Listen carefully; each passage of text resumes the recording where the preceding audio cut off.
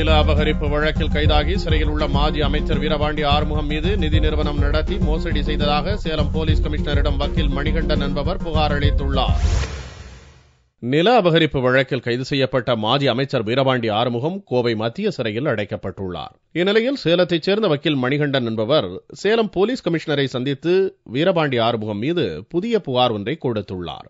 அதில் பிரபாகரன் என்பவர் 2002ஆம் ஆண்டு நிதி நிறுவனம் துவங்கி பொதுமக்களிடம் 30 கோடி ரூபாய் மோசடி செய்து தலைமறைவானதாகவும், மீண்டும் 2009ஆம் ஆண்டு வீரபாண்டி ஆறுமுகம் அவரது மகன் ராஜா பாரப்பட்டி சுரேஷ் உதவியுடன் அதே நிறுவனத்தை துவக்கி பொதுமக்களிடம் 100 கோடி ரூபாய் வசூல் செய்ததாகவும் கூறியுள்ளார். மீண்டும் இந்நிறுவனம் மூடப்பட்டு பிரபாகரன் தலைமறைவாகிவிட்டதாகவும், அவரை கண்டுபிடிக்க வேண்டும் என்றும் பொதுமக்களிடமிருந்து பெறப்பட்ட டெபாசிட் தொகையை திரும்ப பெற்றுத்தர வேண்டும் என்றும் அந்த புகார் மனுவில் குறிப்பிட்டுள்ளார். அப்பொழுது அமைச்சராக இருந்த வீரபாண்டி ஆறுமுகம், அவருடைய தம்பி மகன் மாவட்ட பஞ்சாயத்து துணைத் தலைவர் பாரப்பட்டி சுரேஷ், அப்பொழுது எம்எல்ஏவாக இருந்த ராஜேந்திரன் இவர்களை அணுகி அவர்களுடைய ஆசீர்வாதத்தின் பேரில் மீண்டும் அதே நிறுவனத்தை தொடங்கினார்.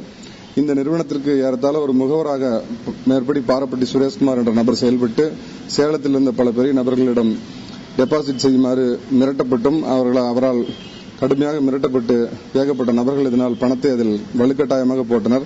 இப்படி சேர்ந்த தொகை ஏறத்தாழ 100 கோடி. பிரபாகரன் என்ன ஆனார்? அந்த நபர் தலைமறைவாக உள்ளாரா அல்லது உயிரோடு இருக்கிறாரா என்பதை இதுவரை தெரியவில்லை.